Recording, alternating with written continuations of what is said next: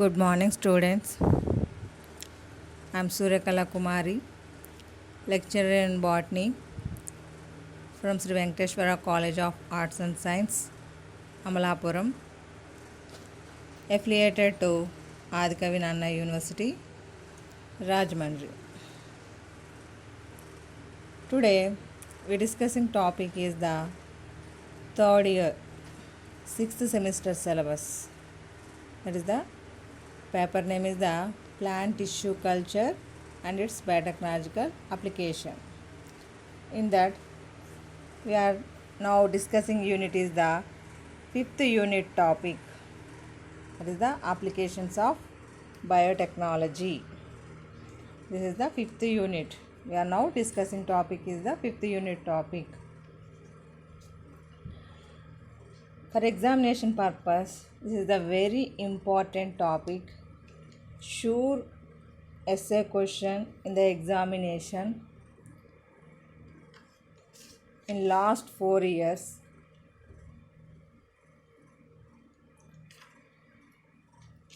Now we discussing the fifth unit topic, applications of biotechnology.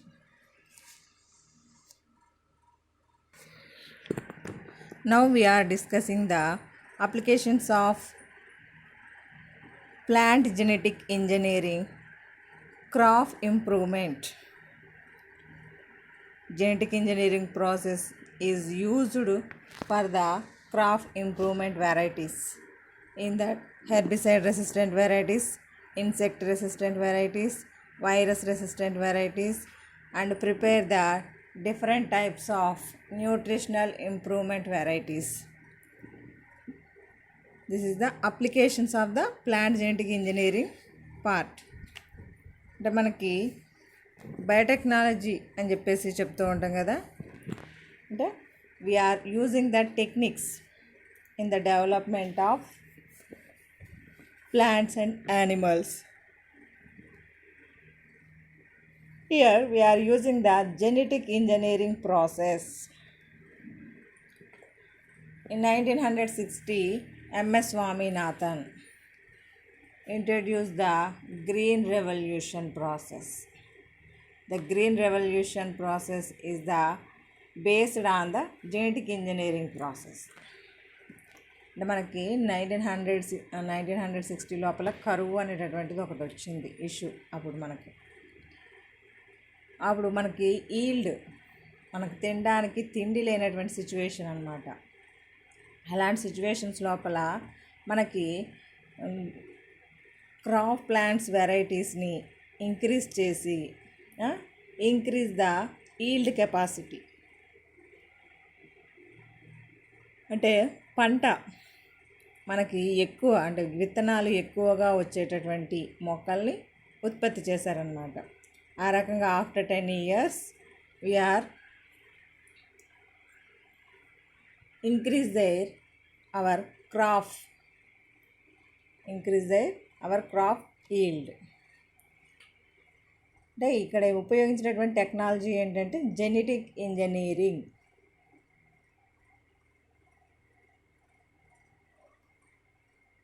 That is the basic technology for the improvement of the crop varieties. Here we are discussing the different type of resistant varieties and nutritional requirement included varieties. The major objective of genetic engineering technology is the develop plants that are the resistant to biotic and abiotic stresses. The genetic engineering పద్ధతిని ఉపయోగించి మన పంట మొక్కల లోపల జీవ మరియు నిర్జీవ కారకాలు అంటాం కదా, జీవ మరియు నిర్జీవ అంటే బయోటిక్ ఫ్యాక్టర్స్, అంటే లివింగ్ ఇన్ కండిషన్లో ఉండేటటువంటి బ్యాక్టీరియా, వైరస్, ఇన్సెక్ట్స్, హెర్బ్స్, వీటికి రెసిస్టెంట్ పవర్ కలిగి ఉండేటటువంటి వాటిని. అలాగే abiotic stress, it means drought conditions, heavy rains, high temperature, low temperature, అంటే లైట్ కంటెంట్, వీటన్నిటిని అంటే ఓవర్ అయినా అలాగని వెరీ లో అమౌంట్ ఉన్నటువంటి కండిషన్లో కూడా గ్రో అప్ అయ్యేటటువంటి వెరైటీస్ని క్రియేట్ చేయడం జరిగిందనమాట. ఎలా? With the help of genetic engineering process. Here now we are discussing the one by one. First is the resistance to the biotic stresses.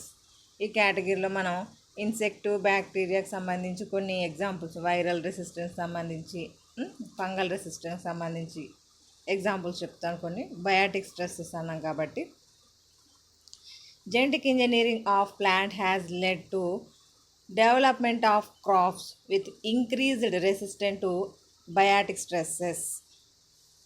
అంటే కొన్ని ఆర్గానిజమ్స్ని తట్టుకుని పెరగలిగేటటువంటి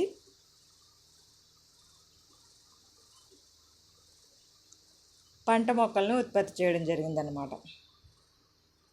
in that we are included some of examples. Insect resistant.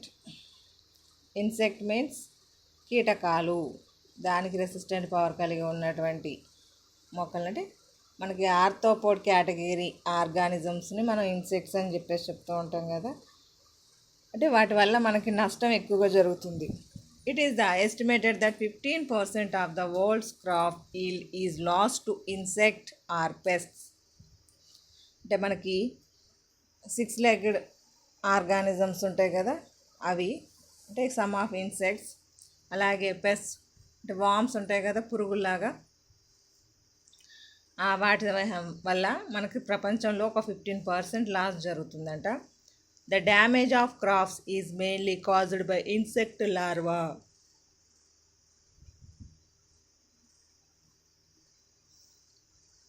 అంటే insect larva వల్లే మనకి ఎక్కువగా damage జరిగేటటువంటి choice ఎక్కువగా ఉందంట. Transgenic plants with insect resistance crops have been developed by using rDNA technology, recombinant DNA technology. The copy nature strategy for the development of insect resistant transgenic plants has the following steps. అంటే మనకి insect resistant వెరైటీని prepare చేసేటప్పుడు కొన్ని steps ఉన్నాయి. ఏంటంటే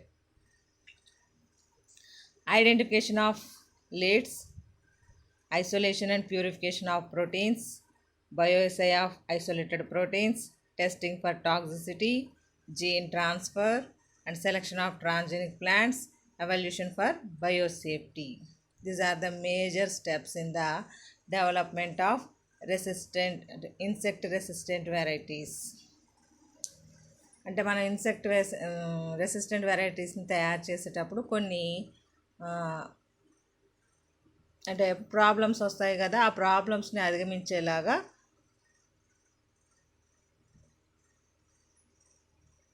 how to prepare the insect resistant varieties, వాటిని ఎలా తయారు చేయాలి. ఫర్ ఎగ్జాంపుల్గా బీటీ కాటన్ చూసుకుంటే, బీటీ కాటన్ లోపల మనం ఏం చేస్తాం, కాటన్ అది ఫైబర్, మనం క్లాత్స్ తయారు చేసుకుంటాం. అంటే ఆ క్లాత్స్ మనం వేసుకుంటాం కాబట్టి ఆ క్లాత్స్ వేసుకోవడం వల్ల మనకి ఎలాంటి ప్రాబ్లం ఉండకూడదు. అందువల్ల అందులో భాగంగానే మనం చాలా జాగ్రత్తగా కేర్ఫుల్గా తయారు చేయాల్సి ఉంటుంది అన్నమాట. ఫస్ట్ ఏం చేయాలి, ఐడెంటిఫికేషన్ ఆఫ్ లీడ్స్, అంటే జీన్ని ఐడెంటిఫై చేయాలి. అంటే ఏ జీన్ అనేటటువంటిది మనకి ఈ ఇన్సెక్ట్ రెసిస్టెంట్ అనేటటువంటి లక్షణాన్ని కలిగి ఉంటుందో ఆ జీన్ని మనం ఐడెంటిఫై చేయాలి. ఐడెంటిఫై చేసిన తర్వాత ఎందులో అయితే ఐడెంటిఫై చేస్తామో, ప్లాంట్స్లోనో లేకపోతే ఏదో ఒక ఆర్గానిజంలో ఐడెంటిఫై చేస్తాం కదా, ఐడెంటిఫై చేసి ఆ జీన్ని ఐసోలేట్ చేయాలి. Isolate and purification of proteins, ఆ జీన్ని ఐసోలేట్ చేసి మనం దాన్ని సెపరేట్ చేసి తీసుకోవాలన్నమాట. బయోఎస్ఐ ఆఫ్ ఐసోలేటెడ్ ప్రోటీన్స్, అంటే ఆ బయోఎస్ఐ అంటే ఆ ప్రోటీన్స్ ఏ విధంగా ఉన్నాయి, దానివల్ల ఎటువంటి ప్రాబ్లమ్స్ ఉన్నాయా అనేటటువంటిది చెక్ చేసుకుని ఐసోలేట్ చేసుకోవాలి. టెస్టింగ్ ఫర్ టాక్సిసిటీ, అంటే ఆ ప్రోటీన్స్ ఏర్పడడం వల్ల మొక్కకి ఎలాంటి ప్రాబ్లమా లేకపోతే ఆ ప్రోడక్ట్ని యూటిలైజ్ చేసే వాళ్ళకి ఏదైనా ప్రాబ్లమా ఉంటుంది అనేటటువంటిది టెస్ట్ చేసుకోవాల్సి ఉంటుంది. జీన్ ట్రాన్స్ఫర్, మనం ఐసోలేట్ చేసినటువంటి ఆ జీన్ని with the help of vectors, మనం ఆల్రెడీ 3rd యూనిట్ లోపల నేర్చుకున్నాం కదా, వెక్టార్స్ సహాయంతో హోస్ట్ సెల్లోనికి జీన్, అంటే మనం which plant is basic for the production of the yield, ఆ మొక్కలోనికి పంపించుకుంటాం అన్నమాట. ఆ తర్వాత సెలెక్షన్ ఆఫ్ ట్రాన్స్జెనిక్ ప్లాంట్స్, అంటే మన జీన్ ట్రాన్స్ఫర్ అయ్యిందా లేదా అనేటటువంటిది ఐడెంటిఫై చేయాల్సి ఉంటుంది. అది స్క్రీనింగ్ మెథడ్స్ యూస్ చేస్తాం కదా. లేదా మనం లాస్ట్ క్లాస్లో చెప్పుకున్నట్టుగా 4th యూనిట్లో సెలెక్టబుల్ మార్కర్ జీన్స్ను రిపోర్టెడ్ జీన్స్ను ఉపయోగించి we can identified the gene transfer, అంటే ట్రాన్స్జీన్ సెల్స్ని ఐడెంటిఫై చేస్తాం. ఎవల్యూషన్ ఫర్ బయోసేఫ్టీ, అంటే ఇలాగ మనం జీన్స్ ఒక ప్లాంట్లో నుంచి ఐసోలేట్ చేసి ఇంకో మొక్కలోనికి ట్రాన్స్ఫర్ చేస్తున్నాం కాబట్టి ఆ జీన్ యొక్క ఎఫెక్ట్ వలన ఎన్విరాన్మెంట్ పొల్యూషన్ జరగడమో లేదా డిస్టర్బెన్స్, అంటే ఈకోసిస్టమ్ డిస్టర్బెన్స్ జరగడం ఇలాంటివి ఏమీ లేకుండా, అంటే ఎవల్యూషన్ ఫర్ బయోసేఫ్టీ, అంటే అలాంటి డిస్టర్బెన్సెస్ ఏమీ లేకుండా ఉంటుందా లేదా ఈ వెరైటీని ప్రిపేర్ చేయడం వల్ల అనేది కూడా చెక్ చేసుకోవాల్సి ఉంటుంది అన్నమాట. దీనికి ఎగ్జాంపుల్గా resistant genes from micro organisms like Bacillus thuringiensis, అంటే ఇన్సెక్ట్ రెసిస్టెంట్కి సంబంధించి మాట్లాడుతున్నాం కదా. బ్యాసిల్లస్ తురెంజెన్సిస్ అనేటటువంటి బ్యాక్టీరియా లోపల మనకి ఈ రెసిస్టెంట్ జీన్స్ అనేటటువంటివి లభిస్తున్నాయంట. This bacterium produces crystalline proteinaceous toxin. Crystalline proteinaceous toxin అంటే ఎండోటాక్సిన్ అంటాం దీన్ని మనం. అంటే inside of the cell produce అవుతుంది కాబట్టి ఎండోటాక్సిన్ ప్రోటీన్ రూపం లోపల మనకి ప్రొడ్యూస్ చేయబడుతుంది. Which having the insecticidal activity, ఈ ప్రోటీన్కి ఇన్సెక్ట్స్ని చంపేటటువంటి కిల్ చేసేటటువంటి క్యారెక్టర్ ఉందన్నమాట. అంటే మనకి బ్యాసిల్లస్ తురెంజెన్సిస్లో నుంచి ఈ జీన్ని, అంటే మనం ఇక్కడ చెప్పుకున్నాం కదా స్టెప్స్ లోపల ఐడెంటిఫికేషన్ ఆఫ్ లీడ్స్ అన్నాం. ఆ లీడ్స్ ఎందులో ఉన్నాయో బ్యాసిల్లస్ తురెంజెన్సిస్లో ఉన్నాం. వాటిని ఐసోలేషన్ ప్యూరిఫికేషన్ ఆఫ్ ప్రోటీన్స్, అంటే అందులో ఉన్నటువంటి ప్రోటీన్స్ని సెపరేట్ చేస్తాం. ఆ ప్రోటీన్స్ వల్ల అంటే వాటిని కూడా వాటి యొక్క స్ట్రక్చర్ ఎలా ఉంది ఏంటి అసలు వాటి యొక్క యాక్టివిటీ ఏంటి అవన్నీ కూడా మనం చూసుకోవాలి కదా. అంటే ఈ ప్రోటీన్స్ వల్ల టాక్సిసిటీ అనేటటువంటిది ఉందా లేదా, అంటే విష పదార్థంగా మారిపోయి మొక్కకి ఏదైనా ప్రాబ్లం చేస్తుందా, హ్యూమన్ బీయింగ్స్కి ఏమైనా ప్రాబ్లం క్రియేట్ చేస్తుందా అనేది చెక్ చేసుకోవాల్సి ఉంటుంది కదా. అంటే అవన్నీ చేసిన తర్వాతనే we can used for the preparation. For example కొన్ని మొక్కల్ని అంటే ఎలాంటి జీన్ అని అన్నాం కదా. ఫర్ ఎగ్జాంపుల్గా కాటన్ ప్లాంట్ ప్రిపేర్ చేయడం కోసం కాటన్ ప్లాంట్ లోపల బీటీ కాటన్ అంటాము. ఆ బీటీ ప్రోటీన్ ఎలాంటిదని క్రై1 ఏసీ అనేటటువంటి జీన్. దీనివల్ల ఏమవుతుందంటే కాటన్ బాల్ వామ్, మనకి కాటన్లో ఇచ్చేటటువంటి వైట్ కాటన్ ఇచ్చేటటువంటి బౌల్స్ ఉంటాయి కదంటే ఫ్లవర్ వచ్చి ఫ్లవర్ తర్వాత మనకి ఫ్రూటింగ్ బాడీ వస్తుంది. ఆ ఫ్రూటింగ్ బాడీ ఏర్పడకుండా మనకి అందులో ఉండేటటువంటి జ్యూస్ ఫామ్ని పీల్ చేసేటటువంటి పురుగులు ఉంటాయి, బాల్ వామ్స్ అని చెప్పేసి పిలుస్తాం. ఈ బాల్ వామ్స్ని ఇవి కాస్త అంటే క్రై ఏసీ అనేటటువంటి జీన్ వల్ల ఈ కాటన్ బాల్ వామ్ పురుగుల్ని ఫుడ్గా అంటే మనకి చచ్చిపోతాయి అన్నమాట. అంటే క్రై ఏసీ అనేటటువంటిది రెసిస్టెంట్ పవర్ని కాటన్ ప్లాంట్ లోపల అటాక్ చేసేటటువంటి కాటన్ బాల్ వామ్ అనేటటువంటి పురుగుల్ని చంపేటటువంటి టాక్సిన్ అనమాట. అలాగే మేజ్ బీటీ కార్న్ అని చెప్పేసి చెప్తాం. దానిలో ఉండేటటువంటి జీన్ ఏంటంటే రెసిస్టెంట్ పవర్ కోసం ఉపయోగించేది క్రై1 AB, అంటే దేనికి యూరోపియన్ కార్న్ బోరర్.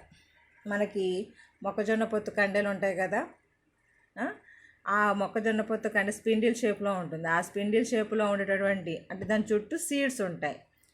ఆ సీడ్స్కి అతుక్కుని ఉండేటటువంటి స్పిండిల్ షేప్ ఉండేటటువంటి ఉంటుంది చూసారా, దానికి హోల్ పెడతాయి అన్నమాట. బోరర్ అంటే కన్నం పెట్టేటటువంటి పురుగులు ఏవైతే ఉంటాయో కార్న్ బోరర్ అంటాం. అంటే మొక్కజొన్న పొత్తుకండకి హోల్ పెట్టేటటువంటి పురుగులు ఉంటాయి చూసారా, వాటిని చంపడానికి ఉపయోగపడేటటువంటి జీన్ ఏదంటే క్రై ఏబీ అన్నమాట. అలాగే పొటాటో అంటే మనకి అండర్ గ్రౌండ్లో ఉండేటటువంటి పొటాటోస్ని తినేసేటటువంటి బీటిల్స్ అన్నమాట. క్రై3A అనేటటువంటి జీన్ యొక్క ఎఫెక్ట్ వలన కొలరాడో బీటిల్ ఈ బీటిల్ పురుగుల్ని చంపేస్తూ ఉంటుంది అన్నమాట. అంటే ఇవి కాస్త ఏమవుతాయి క్రిస్టలిన్ ప్రోటీనేషియస్ టాక్సిన్ని ప్రొడ్యూస్ చేస్తాయి. అంటే ఏసీ జీన్ అనేటువంటిది కాటన్లో యూజ్ చేస్తున్నాం, మేజ్లో వచ్చి ఏబీ జీన్ యూజ్ చేస్తున్నాం, పొటాటోలో 3A అనేటువంటి జీన్ యూజ్ చేస్తున్నాం. అంటే వాటి రెసిస్టెంట్ పవర్ టు ఇన్సెక్ట్ అంటే ఏంటి, ఈ క్రై ఏసీ అనేటటువంటి gene only for the cotton bollworm, ఆ పురుగును మాత్రమే కంట్రోల్ చేయడానికి ఉపయోగపడుతుంది. మిగిలిన ఏ పురుగులు అటాక్ చేసినా దే కెనాట్ కంట్రోల్ దెమ్, వేరే పురుగులకి ఎలాంటి ప్రభావం చూపించదన్నమాట. అంటే this is the insect resistant variety. Next మనకి వైరస్ రెసిస్టెంట్, అంటే వైరస్ని కంట్రోల్ చేయగలిగేటటువంటి కెపాసిటీ ఉండేటటువంటి జీన్స్ని ఐసోలేట్ చేయడం లేదా డిఫరెంట్ మెథడ్స్ని ఫాలోఅప్ చేయడం. Transgenic plants with virus resistance are developed to eliminate virus infection from the agriculture crops. అంటే మొక్కల్లో నుంచి మనం వైరస్ ఇన్ఫెక్షన్ పోగొట్టడం కోసం చేసేటటువంటి పద్ధతులు. అంటే some of the virus coat protein, అంటే వైరస్కి what is the virus structure, the virus is consisting the nucleic acid and protein coat. అంటే రెండింటి కలయికతోటే కదా వైరస్ ఏర్పడుతుంది. అంటే వైరస్ చుట్టూ ఉండేటటువంటి ఆ ప్రోటీన్ కోట్ క్యాప్సిడ్ అంటాం, ఆ క్యాప్సిడ్ ఫార్మేషన్ జరగకుండా చేయడం. లేదా transmission proteins, satellite RNAs, antisense RNAs all used to block viral replication. అంటే ఇందులో మనం ఏది చేసినా అంటే శాటిలైట్ ఆర్ఎన్ఏ కానీ యాంటీసెన్స్ ఆర్ఎన్ఏ కానీ ఈ రెండు పద్ధతుల ద్వారా we can block the viral replication. అంటే వైరస్లో ఉండేటటువంటి జెనెటిక్ మెటీరియల్ అనేటువంటిది రిప్లికేషన్ జరపకుండా కంట్రోల్ చేయవచ్చు అన్నమాట. And its infection, this can be achieved by rDNA technology. అంటే ప్రోటీన్ సింథసిస్ జరపకుండా ఆపేయడమే, ప్రోటీన్స్ ట్రాన్స్ఫార్మ్ అవ్వకుండా ఆపడం, శాటిలైట్ ఆర్ఎన్ఏ ఏర్పడకుండా ఉండడం, యాంటీసెన్స్ ఆర్ఎన్ఏ అనేటటువంటి దాన్ని టెక్నాలజీని యూజ్ చేసుకుని అంటే we can block the replication of the virus. అంటే అసలు వైరస్ రిప్లికేషన్ జరపడం ఆగిపోతే ఇంక ఇన్ఫెక్షన్ జరగదు కదా, అవునా? అందువల్ల ఈ పద్ధతులన్నింటినీ కూడా రికాంబినెంట్ డిఎన్ఏ టెక్నాలజీ ద్వారా స్టాప్ చేయడం అన్నమాట. ఫర్ ఎగ్జాంపుల్గా టొబాకో ప్లాంట్ లోపల we can protected from the tobacco plant tobacco mosaic virus నుంచి కాపాడవచ్చు. అలాగే పొటాటోని పీవీఎక్స్ అనేటటువంటిది పొటాటో వైరస్ ఎక్స్ దాని నుంచి ప్రొటెక్ట్ చేయడం. సిట్రస్ ప్లాంట్ సిటీవీ అంటే సిట్రస్ ట్రైస్టిజా వైరస్ దాని నుంచి ప్రొటెక్ట్ చేయడం. అంటే ఏంటి, మనకి ఇందులో ఈ వైరసెస్ అన్నిటిలో కూడా వైరస్ ప్రోటీన్ కోట్ ఫార్మేషన్ జరగకుండా కంట్రోల్ చేస్తుందన్నమాట. అందువలన మనకి అసలు వైరస్ కోట్ ఫార్మేషన్ జరగకపోతే అంటే మనకి దాని యొక్క లైఫ్ సైకిల్ అనేటటువంటిది ఇన్కంప్లీట్ అవుతుంది. ఇన్కంప్లీట్గా ఉన్నప్పుడు they cannot produce the new viruses, కొత్త వైరసెస్ అనేటటువంటివి ఏర్పడవు. కాబట్టి మనకి వైరస్ యొక్క నెంబర్ పెరగదు, కాబట్టి ఆటోమేటిక్గా that can undergo the death conditions, virus అనేటటువంటిది చనిపోతుంది. Resistance to bacterial and fungal diseases, resistant to bacteria and fungal diseases.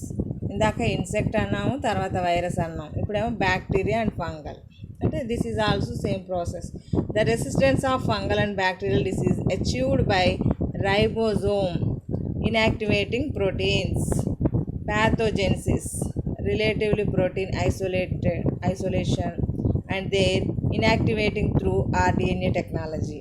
ఇక్కడ ఏం చేస్తున్నారు, రైబోజోమ్ అంటే ప్రోటీన్ సింథసిస్కి అవసరమైనటువంటిది రైబోజోమ్, ఆ రైబోజోమ్ని ఇన్యాక్టివేట్ చేస్తారనమాట. అంటే రైబోజోమ్ అనేటటువంటిది ఇన్యాక్టివేట్ అయితే they cannot undergo the protein formation, proteins అనేటటువంటిది ఏర్పరచలేదు. అలాంటప్పుడు బ్యాక్టీరియా కానీ ఫంగై కానీ మనకి ఇన్ఫెక్షన్ చేయలేదన్నమాట. ప్యాథోజెన్సిస్ అంటే అందులో ఉండేటటువంటి పాయిజనస్ క్యారెక్టర్ని అంటే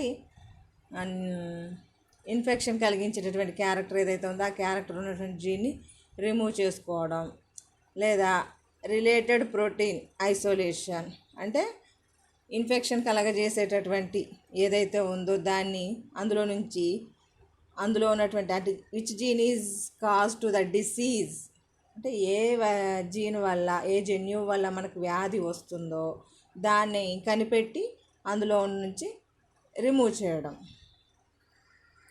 అంటే మొత్తానికైతే ఇన్యాక్టివేట్ చేయడము, లేకపోతే టోటల్గా అందులో ఉండేటటువంటి ఆ జీన్స్ని రిమూవ్ చేయడము. ఈ 2 పద్ధతుల ద్వారా ఆర్డిఎన్ఏ టెక్నాలజీని ఉపయోగించుకొని we can prepare the resistant to the bacteria and fungal diseases.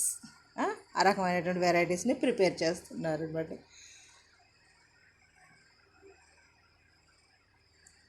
Second one is the resistant to the abiotic stresses. First దాంట్లోనేమో బయాటిక్ స్ట్రెస్సెస్ అన్నాం. బయాటిక్ స్ట్రెస్సెస్ లోపల మీకు బ్యాక్టీరియల్, ఫంగై, వైరస్, ఇన్సెక్ట్ చెప్పాను. ఇంకా చెప్పాలంటే మనకి హెర్బిసైడ్ రెసిస్టెంటల్ వెరైటీ, అంటే living in కండిషన్లో ఉన్నటువంటి ప్లాంట్స్ కొన్ని ఏమవుతాయి, మనం క్రాప్ ప్లాంట్స్ పెంచుతూ ఉన్నప్పుడు ఆ క్రాప్ ప్లాంట్స్ మధ్య భాగం లోపల అన్నోన్ ప్లాంట్స్, అంటే మనకి సంబంధం లేదు, పంట మొక్కలు కాదు, అలాంటివి కూడా పెరుగుతూ ఉంటాయి. అలాంటి అన్నోన్ ప్లాంట్స్ని మనం వీడ్ క్రాప్స్ అంటాం. అంటే వాటిని రిమూవ్ చేయాలి, అంటే వీడింగ్ ప్రాసెస్ చేయాల్సి ఉంటుంది. అలా అవసరం లేకుండా హెర్బిసైడల్ రెసిస్టెంట్ వెరైటీస్ అని చెప్పేసి ఆ హెర్బ్స్ని రిమూవ్ చేసేటటువంటిది ఇంకో పద్ధతి అన్నమాట. ఇక్కడ అబయాటిక్ స్ట్రెసెస్ గురించి మాట్లాడదాం. Plants are constantly being subjected to environmental stresses that may result in deterioration of crop plants and a very low or even no yield. అంటే మనకి వాటర్ కంటెంట్ ఎక్కువైనా తక్కువైనా, టెంపరేచర్ ఎక్కువైనా తక్కువైనా ప్రొడక్ట్ ఈల్డ్ మీద ఎఫెక్ట్ చూపిస్తూ ఉంటుంది, అవునా? అందువల్ల వాటిని కంట్రోల్ చేయగల కెపాసిటీ జెనెటిక్ ఇంజనీరింగ్ టెక్నాలజీ ద్వారా ఇంప్రూవ్ చేస్తామన్నమాట. To avoid the abiotic stresses in crops many strategies were required. Genetic engineering approaches is highly useful to the produce resistant towards abiotic stresses. ఆ కేటగిరీలోనే మనం హెర్బిసైడ్ టాలరెన్స్ గురించి. Herbicidal tolerance అంటే weed plants, అంటే ఇవి మనకి మొక్క మీద బ్రతకవు. అంటే మనం క్రాప్ ప్లాంట్స్ వేస్తాం, ఆ క్రాప్ ప్లాంట్ మీద ఆధారపడవు జనరల్గా అయితే. దీని జీవితం దీనిదే, అంటే క్రాప్ ప్లాంట్ ఇండివిజువల్గా లైఫ్ లీడ్ చేస్తుంది. పక్కన ఉన్న పెరిగేటటువంటి ప్లాంట్స్ కూడా, అంటే వీడ్ ప్లాంట్స్ కూడా ఇండివిజువల్గా లైఫ్ లీడ్ చేస్తాయి. బట్ వాట్ హ్యాపెనింగ్ దేర్ అంటే both are based on the soil, nutrients and soil, water, వాటి మీదే ఆధారపడి ఉంటాయి కదా. అప్పుడు క్రాప్ ప్లాంట్ కంటే వీడ్ ప్లాంట్ ఎక్కువగా అబ్జర్వ్ చేసుకుని గ్రో అయిపోతూ ఉంటుంది అన్నమాట. అందువల్ల ఏమవుతుంది, మన crop plant they cannot undergo the growth and not give to the yield. మనకు కావాల్సినటువంటి ఉత్పత్తి అంటే ఈల్డ్ కంటెంట్, హై ఈల్డ్ అనేటటువంటిది రాదు. కాబట్టి ఆ అన్వాంటెడ్ యూజ్లెస్ ప్లాంట్స్ని పెరగకుండా కంట్రోల్ చేసేటటువంటిది వెరైటీ అన్నమాట, herbicidal tolerance. The chemical herbicides may be damage culturing crops. అంటే మనం కెమికల్స్ని ఉపయోగించి, అంటే మనకి వీడ్స్ రాగానే వీడ్ రిమూవర్ కోసం 2,4-D అనేటటువంటి దాన్ని స్ప్రే చేస్తూ ఉంటారు మొక్కల దగ్గర. అంటే డైకాట్ ప్లాంట్స్ని అవి చంపేస్తూ ఉంటుంది. కాబట్టి క్రాప్ ప్లాంట్స్ మనకు మేజర్గా క్రాప్ ప్లాంట్స్ అన్నీ కూడా, అంటే మనకి రైసు, వీటు, మేజు ఇవన్నీ కూడా మోనోకాట్స్ కదా, వాటి మధ్యలో డైకాట్ ప్లాంట్స్ గ్రో అప్ అవుతూ ఉంటాయి. కాబట్టి వాటిని రిమూవ్ చేయడం కోసం ఆ రకంగా స్ప్రే చేస్తూ ఉంటారు. దానివల్ల కూడా ప్రాబ్లం క్రియేట్ అవుతుంది. అందుకోసమని ఓన్ ప్రొటెక్షన్ని కలిగి ఉండేటటువంటి ప్లాంట్స్ని ఇంప్రూవ్ చేయడం మొదలుపెట్టారు. రౌండప్ సోయాబీన్ అని చెప్పేసి ఒక వెరైటీ ఉంది. అంటే సోయాబీన్ అనేటటువంటిది పెరిగేటప్పుడు దానికి చుట్టుపక్కల హెర్బ్స్ పెరగడం మొదలుపెట్టాయి. ఆ హెర్బ్స్ని కంట్రోల్ చేయడం కోసం ఒక వెరైటీని తయారు చేశారనమాట. రౌండప్ సోయాబీన్ అంటారు. అంటే కంపెనీ రౌండప్, అందువల్ల దాని పేరుతో పిలుస్తాం. The chemical herbicides may damage culturing crops, hence rDNA technology used to produce various herbicides. అంటే హౌ టు ప్రిపేర్ దట్, అంటే హెర్బిసైడ్ రెసిస్టెంట్ని ప్రిపేర్ చేయడానికి ఉండేటటువంటి స్టెప్స్ ఏంటంటే over expression of the target protein, improved plant detoxification of herbicide by using a foreign gene, mutation of the target protein.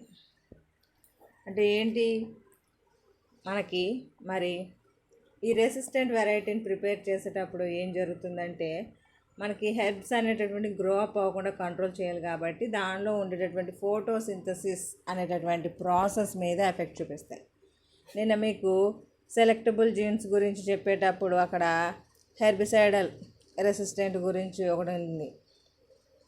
అంటే మనకి ఒక జీన్ని ఉపయోగించుకొని how to screen దా అని చెప్పేసి డిస్కస్ చేస్తాం, అవునా?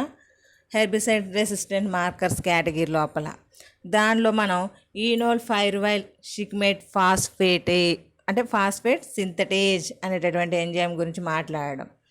అంటే ఈపీఎస్పిఎస్ జీన్ అనే దాని గురించి మనం డిస్కస్ చేస్తాం. ద హెర్బిసైడ్ అనేటటువంటిది అంటే that is the glyphosate, that is the మనకి కాంపౌండ్, ప్లాంట్ లోపల ప్రొడ్యూస్ అయ్యేటటువంటి కాంపౌండ్ గ్లైఫోసేట్ అనేటువంటిది.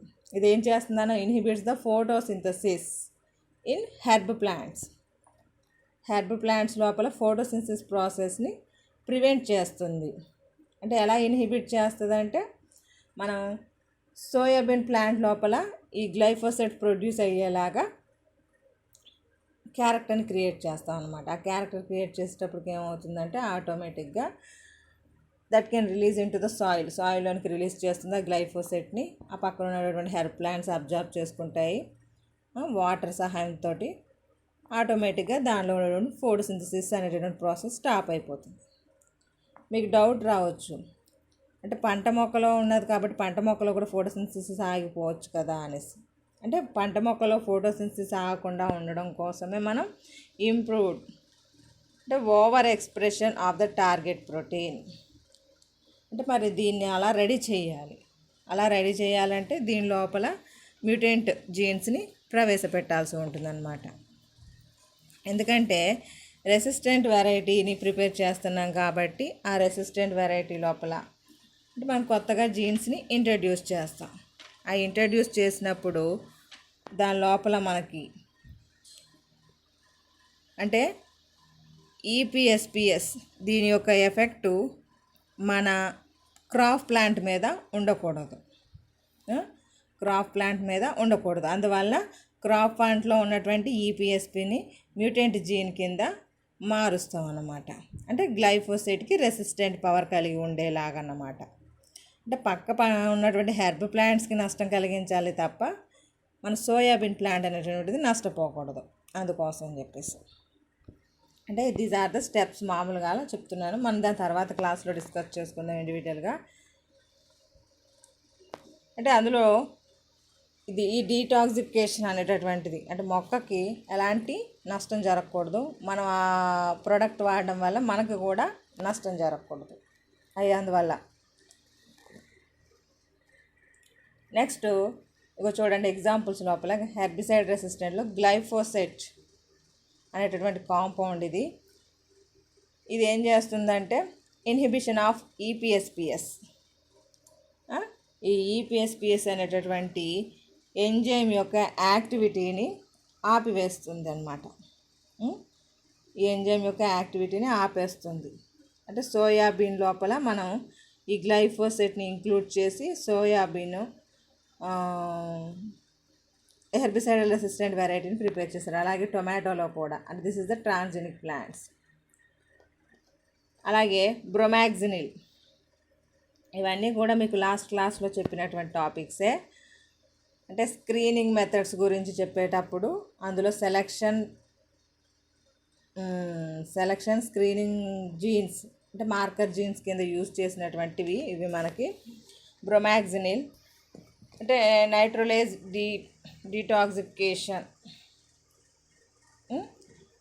డీటాక్సిఫికేషన్ చేస్తుంది కాటన్ ప్లాంట్ని, అలాగే పొటాటో టొమాటో ట్రాన్స్జెనిక్ ప్లాంట్స్ని ప్రిపేర్ చేయడం జరిగింది అనమాట. ఎట్రోజైన్ అనేటటువంటి compound mutant plant with chloroplast PSBS gene. ఇది సోయాబీన్లోనే మనకి ఇంట్రడ్యూస్ చేసి రెసిస్టెంట్ వెరైటీని ప్రిపేర్ చేయడం జరిగిందనమాట. This is the examples for the herbicidal resistance. ఇంకా ఉన్నాయి ఇక్కడ ఫినోకార్బాక్సిలిక్ యాసిడ్. మీరు ఏవైనా 2 ఎగ్జాంపుల్స్ మెన్షన్ చేస్తే సరిపోతుంది ఎగ్జామినేషన్కి. మీకు తెలియడం కోసం మేము ఇన్ని యాడ్ చేసాం అంతే తప్ప. Monooxygenase detoxification maize cotton varieties, అంటే this is the varieties herbicidal resistant varieties. Cyanamide hydratase జీన్ని కంట్రోల్ చేస్తుంది. అందువల్ల టొబాకో లోపల దీన్ని సైనమైడ్ని ఇంక్లూడ్ చేయడం ద్వారా దాని చుట్టుపక్కల పెరిగేటటువంటి హెర్బ్స్ ప్రివెంట్ చేయబడతాయి. Next, improvement of crop yield and quality. ఇప్పుడు వరకు రెసిస్టెంట్ వెరైటీస్నే ప్రిపేర్ చేస్తాం, అవునా. నెక్స్ట్, ఈ జెనెటిక్ ఇంజనీరింగ్ టెక్నాలజీని ఉపయోగించుకొని మనకి క్రాప్ లోపల అంటే క్రాప్ యొక్క ఈల్డ్ని, అంటే ఇప్పుడు వరకు ఏంటి, ఇన్సెక్ట్స్ నుంచి ప్రొటెక్షన్, వైరస్ నుంచి, బ్యాక్టీరియా నుంచి, ఫంగై నుంచి, హెర్బ్స్ నుంచి ప్రొటెక్షన్ ఉండేలాగా అంటే అలాంటి వెరైటీస్ని ప్రిపేర్ చేస్తాం. ఇప్పుడైతే హై ఈల్డ్ క్రాప్ ఈల్డ్ పెరగాలి, అది క్వాలిటీగా ఉండాలి, అందులో న్యూట్రిషనల్ ఇంప్రూవ్మెంట్ కూడా చేయడం జరిగిందన్నమాట. The advances of plant genetic engineering may be possibility of crop yield and improving the crop quality. The crop yield primarily depend on photosynthetic efficiency and the harvest index. ఎప్పుడు కూడా మనకి yield దేని మీద ఆధారపడి ఉంటుంది, photosynthesis rate of the plant, అంతే కదా. Photosynthesis బాగా జరుపుకుంటేనే మనకి గ్రోత్ అనేటటువంటిది, ప్లాంట్ హెల్తీగా ఉంటుంది, బాగా గ్రో అప్ అవుతుంది, ఫ్లవరింగ్ వచ్చి మనకు కావాల్సినటువంటి ఈల్డ్స్ వస్తాయి. అంటే లీఫ్ అయితే లీవ్స్, ఫ్రూట్స్ అయితే ఫ్రూట్స్, ఫ్లవర్స్ అయితే ఫ్లవర్స్, మనకు కావాల్సిన ఈల్డింగ్ కాబట్టి ఏ మొక్కలైతే ఆ మొక్కల్లో మనకు ఈల్డ్ వస్తుంది. The quality of crop is depend on a wide range of desirable characteristics like nutritional composition of edible parts, flavours, processing and self life etcetera. అంటే క్వాలిటీ అనేటటువంటి దాన్ని ఏ విధంగా మనం డిసైడ్ చేసుకుంటాం, మనకు కావాల్సినటువంటి న్యూట్రిషన్స్ అందులో ఉన్నాయా లేదా. అంటే మనం ఒక ఫుడ్ తీసుకుంటున్నామంటే అందులో ఏదో ఒక బెనిఫిట్ ఉండాలి, న్యూట్రిషనల్ వాల్యూస్ అన్నా ఉండాలి, తినేటటువంటి పార్ట్ లోపల, లేదా ఫ్లేవర్స్, మంచి స్మెల్తో కూడుకున్నటువంటి టేస్టీగా ఉండేటటువంటిది ఉండాలి, ప్రాసెసింగ్ అండ్ సెల్ఫ్ లైఫ్. మనం అంటే ఇప్పుడు పండ్లు కాయలు కట్ చేస్తాం మొక్కల నుంచి, అవి వితిన్ షార్ట్ టైంలో పాడైపోయినాయి అనుకోండి, మనకి ఉపయోగం ఉండదు. అంటే లాంగ్ స్టోరేజ్ కెపాసిటీని కలిగి ఉండాలి. అంటే ఇలాంటివన్నీ కూడా ఇంప్రూవ్ చేయడం అన్నమాట క్వాలిటీ లోపల.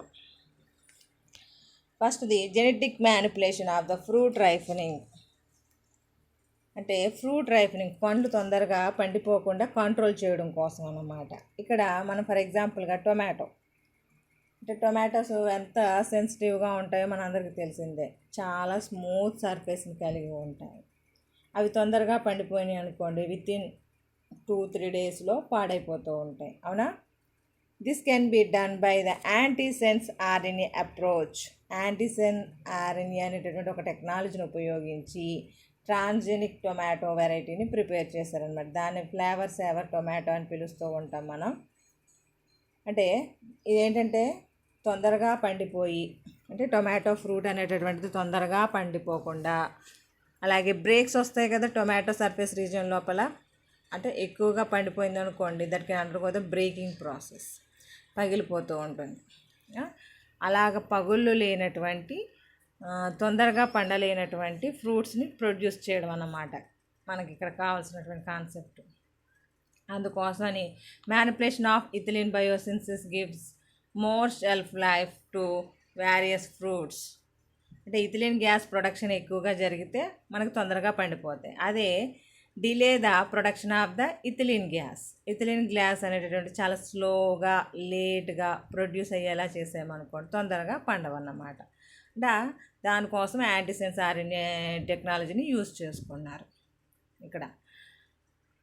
అంటే వేరియస్ ఫ్రూట్స్ అండ్ వెజిటేబుల్స్, అంటే మిగిలిన ఒక ఈ టమాటో అని కాదు, నెంబర్ ఆఫ్ ఫ్రూట్స్ ఉంటాయి, నెంబర్ ఆఫ్ వెజిటేబుల్స్ ఉంటాయి. అవి తొందరగా పండిపోకుండా control. And that is the late ripening అనేటటువంటి ప్రాసెస్ని క్రియేట్ చేయడం. The 3 different strategies to block ethylene synthesis in tomato. అంటే 3 రకాలుగా మనం టొమాటో లోపల అంటే తొందరగా రైఫనింగ్కి పండకుండా కంట్రోల్ చేయొచ్చు అన్నమాట. ఏ విధంగా అంటే మనకి ఫైటోటిన్ సింథేజ్, పాలిగలాక్టోన్యూరేజ్, ఏసీసీ ఆక్సిడేజ్ అనేటటువంటి 3 ఎంజైమ్స్ ఉంటాయి.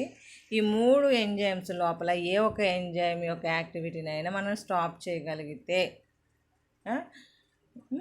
ఎంజైమ్ని స్టాప్ చేయగలిగితే దట్ కెన్ కంట్రోల్ ద, అంటే మనకి లేట్ రైఫనింగ్ అనేటటువంటిది కుదురుతుంది. అంటే we can stop the early ripening process, control చేయొచ్చు అన్నమాట.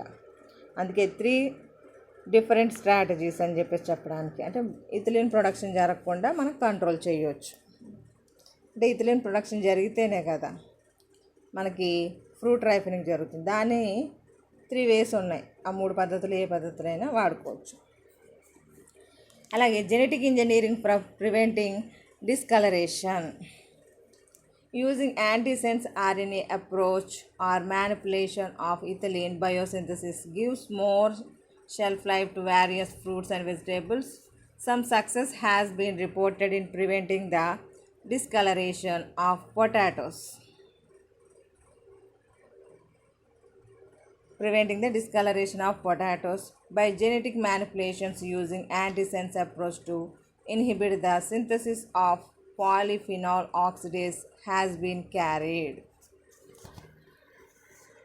ఇక్కడ పొటాటోస్ గురించి మాట్లాడుతున్నాం కాబట్టి మీకు ఇంకా క్లారిటీగా తెలియాలంటే బ్రింజాల్ గురించి చెప్తాను.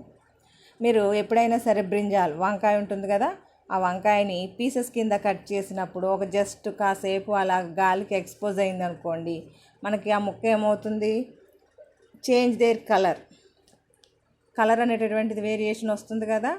అంటే ఆక్సిడేషన్ అనేటటువంటిది జరుగుతుంది కాబట్టి ఆక్సీకరణం అనే ప్రక్రియ జరగడం వల్ల, అంటే అందులో పాలిఫినాల్ అనేటటువంటి కాంపౌండ్స్ ఉంటాయి. అవి కాస్త ఆక్సిడేషన్ జరగడం వల్ల మనకి కలర్ చేంజ్ అవుతూ ఉంటుందన్నమాట. అంటే డిస్కలరేషన్, ఒరిజినల్ కలర్ ఉండకుండా యాపిల్లో కానీ అలాగే పొటాటో పీసెస్లో కానీ, అవునా. అంటే మనం ఇలా కట్ చేసి జస్ట్ వితిన్ సెకండ్స్ లోపల గాలికి ఎక్స్పోజ్ అవుతాయి. అలాగే ఎయిర్కి ఎక్స్పోజ్ అయినప్పుడు చేంజ్ దేర్ కలర్. అలా కలర్ వేరియేషన్ రాకుండా ఉండడానికి అంటే డిస్కలరేషన్, అంటే we are preventing the discoloration. Antisense RNA అప్రోచ్ని ఉపయోగిస్తున్నాం. ఇక్కడ ఏం లేదు, మనకి ఆర్ఎన్ఏ ప్రొడ్యూస్ అయిందనుకోండి, అంటే ప్రతి దాంట్లో డిఎన్ఏ ఉంటుంది. ఆ డిఎన్ఏ నుంచి ఆర్ఎన్ఏ ప్రొడ్యూస్ అవుతుంది. ఆ ఆర్ఎన్ఏ నుంచి ప్రోటీన్ సింథసిస్ అనేటటువంటిది, ఎంఆర్ఎన్ఏ ఏర్పడి దాని నుంచి మనకు ప్రోటీన్ సింథసిస్ అనేటటువంటిది ఏర్పడడం. అలా ప్రోటీన్ సింథసిస్ ఏర్పడకుండా కంట్రోల్ చేయాలి. అలా కంట్రోల్ చేసినప్పుడే డిస్కలరేషన్ అనేటటువంటిది జరగకుండా ప్రివెంట్ చేయొచ్చు. అందువల్ల ఆ ఎంఆర్ఎన్ఏ అనేటటువంటిది ఇంకొక ఆర్ఎన్ఏని, దానికి పేరు అయ్యేటటువంటి ఇంకొక ఆర్ఎన్ఏని యాంటీసెన్స్, అంటే సెన్స్ అండ్ యాంటీసెన్స్, అంటే మనకి డిఎన్ఏ లోపల టెంప్లేట్ కాంప్లిమెంటరీ ఎలా ఉంటుంది, 2 strands ఉంటాయి కదా. అలాగే ఆర్ఎన్ఏకి 2 strands ఉండవు, but we can created the 2 strands, అంటే 2 strands యాంటీసెన్స్ స్ట్రాండ్ని ప్రిపేర్ చేసి we can prevent the production of the ethylene గ్యాస్ని ప్రొడక్ట్ చేయడం జరుగుతుంది. అంటే ప్రివెన్షన్ చేద్దాం, అంటే రైఫనింగ్ జరగకుండా. అలాగే ఇక్కడ డిస్కలరేషన్, అంటే కలర్ అనేటటువంటిది ఎపీరియన్స్, అంటే ఏంటి, వైట్గా ఉన్నది జస్ట్ బ్రౌన్ కలర్ టైప్లోగా అలా మారిపోతూ ఉంటాయి, కొంచెం కలర్ డార్క్ కలర్లోనికి. అలా కలర్ ఫార్మేషన్ జరగకుండా we can inhibited the with the help of antisense RNA approach. దాని సహాయంతో కంట్రోల్ చేయొచ్చు అన్నమాట. ఎలాగ ఇన్హిబిట్ చేస్తుంది, పాలిఫినాల్ ఆక్సిడేజ్ అనేటటువంటి ఈ ఎంజైమ్ని కంట్రోల్ చేయగలిగితే ఆటోమేటిక్గా మనకి ప్రివెన్షన్ జరుగుతుంది. Next genetic engineering for flower pigmentation. అంటే మనకి ఫ్లవర్స్ లోపల రకరకాల ఫ్లవర్స్ వస్తాయి, అంటే మల్టిపుల్ కలర్స్, రంగురంగులుగా ఉండేటటువంటి ఫ్లవర్స్ చూస్తూ ఉంటున్నాం. అంటే how to form the different types of colours, ఏ విధంగా ఏర్పడతాయి అని ఆలోచించినప్పుడు మనకి దానికి కారణమయ్యేటటువంటి జీన్స్ ఏంటి అనుకుంటే ఇక్కడ మనకి పిగ్మెంటేషన్ అనేటటువంటి ఒక ప్రాసెస్ ఉంది. అంటే using the manipulation of anthocyanin మనకి పిగ్మెంట్ లోపల యాంథోసైనిన్స్ అనేటటువంటి పిగ్మెంట్స్ ఉంటాయి. దీని సహాయం వల్ల మనకి different types of colours appearance is present in the flowers, fruits etcetera. Enzymes gives pigmentation to various flower crops. There are continuous attempts in flower industry to make the ornamental flowers more attractive besides the prolonging post-harvest lifetime. The cut flower industry is mostly about 70% dominated by 4 plants. అంటే మనకి flower industry లోపల most కామన్గా ఎక్కువగా ఉపయోగించేటటువంటి మొక్కలు ఏంటంటే roses, tulips, క్రైసాంతిమము, టాజిటస్, ఇవే కదా ఎక్కువగా వాడుతూ ఉంటారు. కార్నేషన్స్ అంటాం. The colour of the flower is depend on the chemical nature of the anthocyanin produce. అంటే కలర్ ఏ విధంగా ప్రొడక్షన్ జరుగుతుంది అన్నప్పుడు ఇక్కడ పెలాగోనిడిన్ అనేటటువంటి 3-గ్లూకోసైడ్ అనేటటువంటి ఈ కాంపౌండ్ వల్ల బ్రిక్ రెడ్ లేదా ఆరెంజ్ కలర్ అనేటటువంటిది క్రియేట్ అవుతుందంట. అలాగే సైనడిన్ 3-గ్లూకోసైడ్ అనే దాని యొక్క ఎఫెక్ట్ వల్ల రెడ్ కలర్ పిగ్మెంట్, అంటే మన ఫ్లవర్స్ రెడ్ కలర్ రావడానికి ఛాన్స్.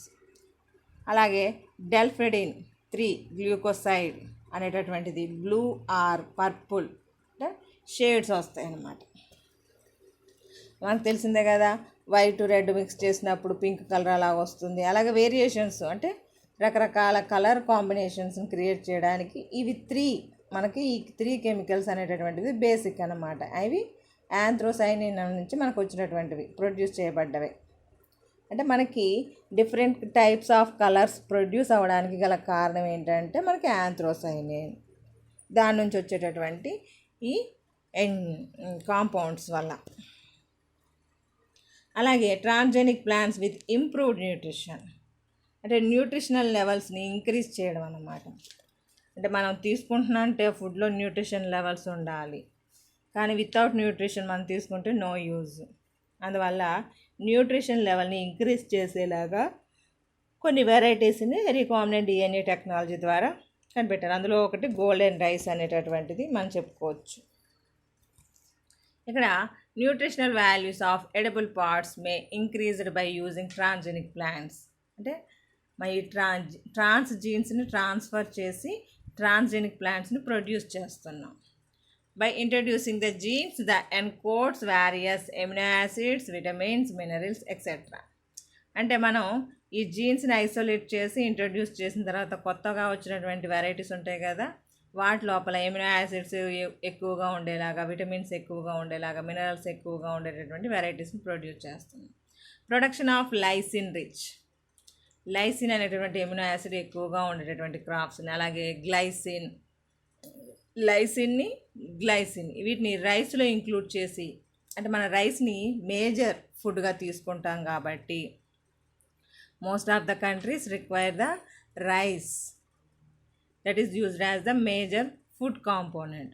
కాబట్టి అందులో గ్లైసిన్ అనేటటువంటి ఎమినో యాసిడ్ కాంపౌండ్ ఎక్కువగా ఉండేలాగా చూసుకుంటున్నారనమాట. అలాగే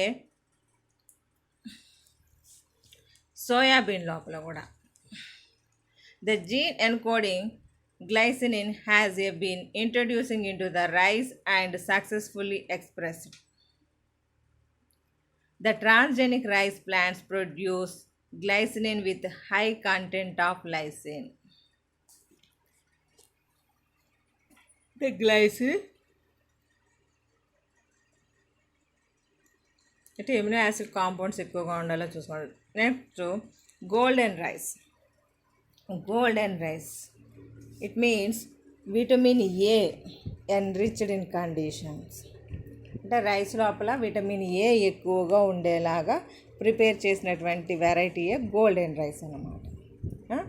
the expression of beta carotene in the rice gives a characteristics yellow orange colour.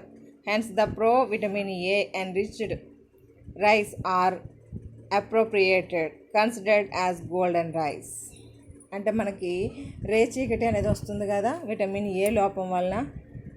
ప్రతి ఒక్కరు విటమిన్ ఏ కోసం క్యారెట్స్ అవన్నీ ఫ్రూట్స్ అని అవన్నీ తినలేని సిచ్యువేషన్లో ఉండేటటువంటి పూర్ పీపుల్స్ ఉంటారు. వాళ్ళ కోసం అని చెప్పేసి ప్రత్యేకించి గోల్డెన్ రైస్ని ప్రిపేర్ చేయడం. ఎందుకంటే రైస్ని ఫుడ్గా తీసుకుంటారు కాబట్టి ఆ రైస్లో మనకి ఈ విటమిన్ ఏ అనేటటువంటిది ఎక్కువగా ఉన్నట్లయితే దట్ కెన్ ప్రివెంటెడ్ బ్లైండ్నెస్ అనేటటువంటిది ప్రివెంట్ చేయొచ్చు అనే ఉద్దేశంతో అలా ప్రిపేర్ చేస్తారనమాట. Transgenic plants as the bioreactors. The transgenic plants also used as the bioreactors to produce various commercial products. This can be achieved by metabolic engineering of carbohydrates and metabolic engineering lipids. అంటే మనకి starch production చేయడం అనేటటువంటిది, అలాగే lipids. ఏంటంటే transgenic plants ఇప్పుడు మనకి oil yielding plants ఉంటాయి, వాటి లోపల లిపిడ్ కంటెంట్ ఎక్కువగా ఉంటేనే మనకి ఆయిల్ కంటెంట్ అనేటటువంటిది ఎక్కువగా రావడానికి ఉంటుంది, అవునా? అలాగే మనం తీసుకునేటటువంటి ఫుడ్లో కార్బోహైడ్రేట్స్ ఎక్కువగా ఉంటే ఎనర్జీ లెవెల్స్ అనేటటువంటిది ఇంక్రీజ్ చేసుకోవడానికి ఛాన్స్ ఉంటుంది. అలాగే కార్బోహైడ్రేట్ లెవెల్స్, లిపిడ్ లెవెల్స్ ఎక్కువగా ఉండేలాగా మొక్కల్లో ఇంక్రీజ్ చేసేటటువంటి ట్రాన్స్జెనిక్ ప్లాంట్స్ని ప్రిపేర్ చేయడం జరుగుతుంది అన్నమాట. అంటే these are the applications of the genetic engineering. అంటే మన బయోటెక్నాలజీ అనేటటువంటి ఒక బ్రాంచ్ ఉంది కదా, దానిలో improved the different types of varieties with the help of genetic engineering. Genetic engineering అనేటటువంటి మెథడ్ని ఉపయోగించి రకరకాల వెరైటీస్ని ప్రిపేర్ చేయడం జరుగుతుంది, అవునా?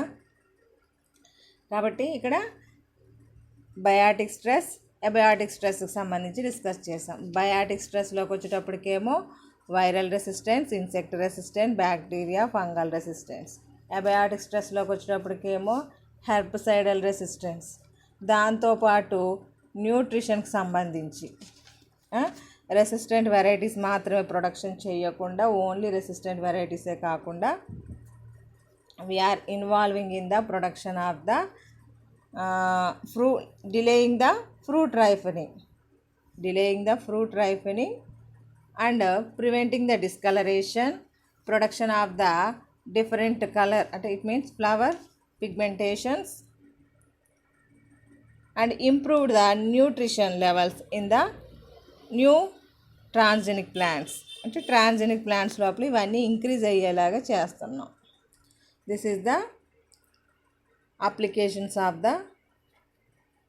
రికాంబినెంట్ డిఎన్ఏ టెక్నాలజీ లేదా జెనెటిక్ ఇంజనీరింగ్ అప్లికేషన్స్ అని చెప్పేసి మిమ్మల్ని ఎగ్జామినేషన్లో షూర్గా అడుగుతున్నటువంటి ఎస్ఏ క్వశ్చన్ అండి. కాబట్టి చాలా జాగ్రత్తగా క్లాస్ విని నోట్స్ని ప్రిపేర్ చేసుకోండి. Okay, this is the 5th unit topic applications of the genetic engineering.